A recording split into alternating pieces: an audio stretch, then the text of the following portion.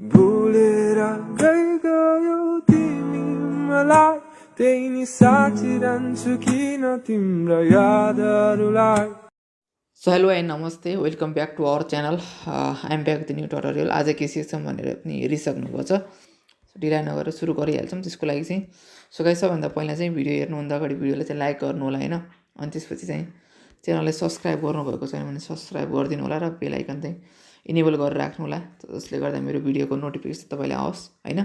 So guys, मैले यो ब्याकग्राउन्डको link पनि तल राखिदिन्छु होइन। अनि त्यसपछि यो फन्टको मैले कुन युज गरेको छु भने यही फन्ट युज गर्नु होला यस्तो खाले होइन।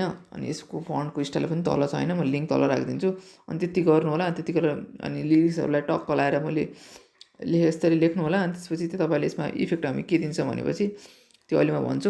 त्यसको लागि सबभन्दा पहिला बोर्डर एन्ड स्याडोमा गएर स्याडोलाई इनेबल गर्नु होला। अनि यसको कलरलाई वाइट गरिदिनु होला है, कलरलाई वाइट कलर वाइट गर्नु होला, जसले गर्दा ग्लो देखिन्छ हाम्रो।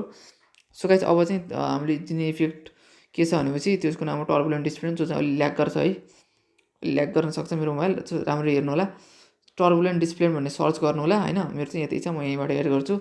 टर्बुलेन्ट डिस्प्लेलाई सर्च गर्नु होला। अनि यसलाई थोरै जुम गरिदिउँ हामी, सजिलो हुन्छ इफेक्ट दिन होइन। अलि ल्याग गर्न सक्छ, राम्रो हेर्नु होला। सो गाइस, यति गरिसकेपछि तपाईँको प्याराल्याक्समा आउनु होला। अनि एउटा किफ्रेम यहाँ दिनु होला, यसलाई अगाडि लैजानु होला। अनि अर्को किफ्रेम एक्सको किफ्रेम अर्को किफ्रेम दिएर यसलाई चाहिँ 1000 गरिदिनु होला, 1000 गरिदिनु होला है, 1000 गरिदिनु होला। अनि 1000 गरेर 1000 गरेर लास्टसम्म लैजानु होला होइन। अब हाम्रो मेन काम भनेको स्ट्रेन्थमा हो गाइस होइन। स्ट्रेन्थमा हामीले की फ्रेमहरू दिन्छौँ, त्यो चाहिँ ध्यान दिएर हेर्नु होला। एउटा की फ्रेम यहाँ हुन्छ होइन, सुरुमा यहाँ दिनु होला, अर्को की फ्रेम चाहिँ यहाँ दिनु होला है। अनि यति की फ्रेम दिएर के गर्नु होला भनेपछि जुन यो सुरुको की फ्रेम छ नि, यसलाई चाहिँ इन्क्रिज गर्नुपर्ने हुन्छ। यसलाई चाहिँ इन्क्रिज गरेर 500 यसलाई राखिदिनु होला, 500 गाइज। अनि यो पछाडिको की फ्रेमलाई चाहिँ 0 गर्नु होला। अनि यति गरेर दुईवटा की फ्रेमको बिचमा आएर होइन, कर्भमा आएर कस्तो खाले कर्भ भनेपछि हेर्नु होला। कस्तो खाले कर्भ भनेपछि यस्तो खाले कर्भ गराउनु होला होइन। यो कर्भलाई चाहिँ तपाईँले हेर्न सक्नुहुन्छ, यो चाहिँ पछि काम लाग्छ। त्यसैले म यसलाई चाहिँ कपी गरेर राखिराख्छु होइन, सरी, यसलाई चाहिँ म कपी कर्भ गरेर राखिराख्छु है। यस्तो खाले तपाईँले कर्भ बनाउनु पर्ने हुन्छ, हेर्नुभयो नि। अनि त्यसपछि सेम हामीले प्रोसेस पछाडि पनि गर्छौँ, पछाडि पनि त्यस्तै दुईवटा की फ्रेम दिन्छौँ होइन। अनि दुईवटा की फ्रेम दिएर अनि जुन यो अगाडिको एमाउन्ट छ नि, यो चाहिँ 0 नै भइहाल्यो। जुन यो पछाडिको एमाउन्ट छ नि, यसलाई पनि 500 गरिदिन्छौँ, 500 गाइज। यसलाई पनि एक्ज्याक्टली 500 गर्नु होला है, तलमाथि केही नगरेर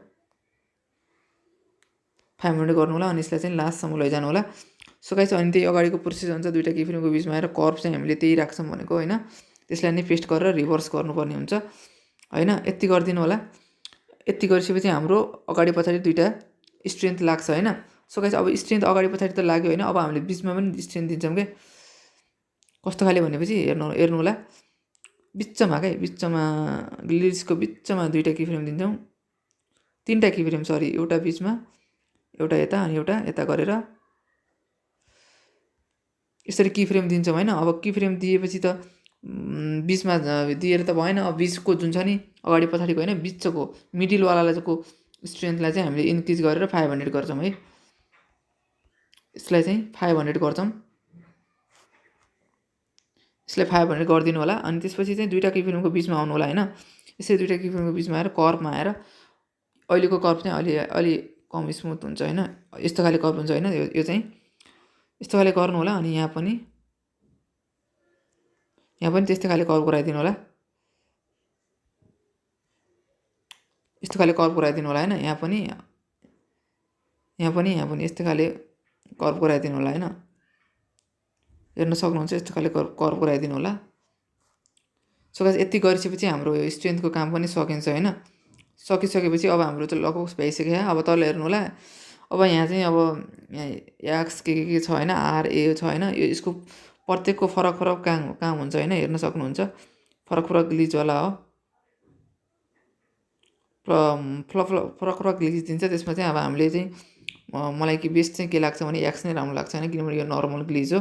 यो चाहिँ एक्स सिलेक्ट गर्नु होला, अरू केही नगर्नु होला होइन। यसलाई एक्स सिलेक्ट गर्नुभयो भने हाम्रो भुलेर यस्तो खाले भन्छ होइन हामीले एक्सन नै सिलेक्ट गर्नु होला अरू केही नगर्नु होला अनि यसलाई कपी इफेक्ट गर्नु होला कपी इफेक्ट गरेर सबैमा गएर थ्री डटमा गएर पेस्ट गर्नु होला सो गाइस अब चाहिँ म टिकटक ट्रेन्डिङ पनि ट्युटोरियल पनि दिने सोचिरहेको छु होइन त्यो चाहिँ अब 1-2 दिनमा फेरि हामीले दिन्छौँ होइन त्यसको लागि चाहिँ भिडियोलाई चाहिँ हेर्नुपर्ने हुन्छ हजुरहरूले होइन त्यसको लागि चाहिँ च्यानललाई चाहिँ सब्सक्राइब गरेर राख्नु होला होइन टिकटक ट्रेन्डिङ अनि त्यस्तो खाले अब फेरि बिस्तारै सिक्छौँ होइन यस्तो गर्नु होला अनि सबैको भुलेर गयो तिमी मलाई त्यही नि साचिरहन्छु किन तिम्रो यादहरूलाई यस्तो खाले भन्छ होइन यस्तो खाले भन्छ सो गाइस यति नै यो भिडियो होइन यति नै यो भिडियोलाई लास्टसम्म हेरिदिनु भयो त्यसको लागि धेरै धेरै धन्यवाद see you in the next video thank you for watching guys